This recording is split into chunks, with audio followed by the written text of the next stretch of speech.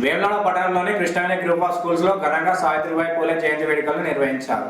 ఈ వేడుకలను పాఠశాల డైరెక్టర్ శ్రీ సన్నిధి వెంకటకృష్ణ జ్యోతి ప్రజ్వలన చేసి ప్రారంభించారు. వారు మాట్లాడుతూ 1848 మే 12న సావిత్రిబాయి పూలే భారతదేశపు మొట్టమొదటి ఉపాధ్యాయురాలుగా పాఠశాలను ప్రారంభించారని, వారి సేవలకు గుర్తింపుగా రాష్ట్ర ప్రభుత్వం జనవరి 3వ తేదీన మహిళా ఉపాధ్యాయ దినోత్సవంగా ప్రకటించారని తెలిపారు.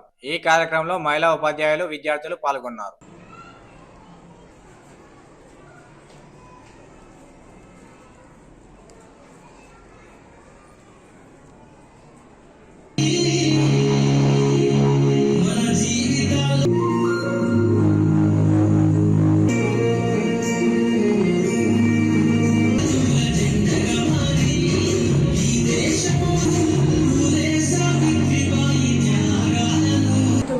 చదువుతున్నాను.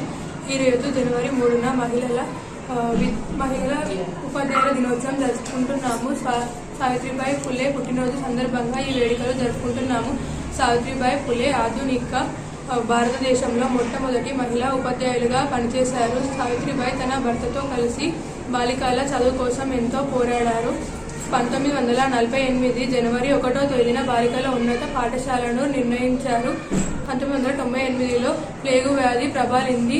పట్టణం మొత్తం ఎడారిగా మారిపోయింది. ప్రజలు అందరూ అడవిల్లోకి పరిగెత్తారు. ఆ క్రమంలో పేద ప్రజలకు సహాయం చేయడానికి ఎవరు ముందుకు రాలేదు. సావిత్రిబాయి పూలే తన కొడుకు యశ్వంత్తో కలిసి పేద ప్రజలకు సహాయం చేయడానికి ముందడుగు వేశారు. ఆ క్రమంలో సావిత్రిబాయి పూలే గారు మరణించారు. అప్పుడు నేను నా పనిలో ఉండగా నాకు మరణం సంభవించడం నా అదృష్టం అని చెప్పారు. ధన్యవాదాలు.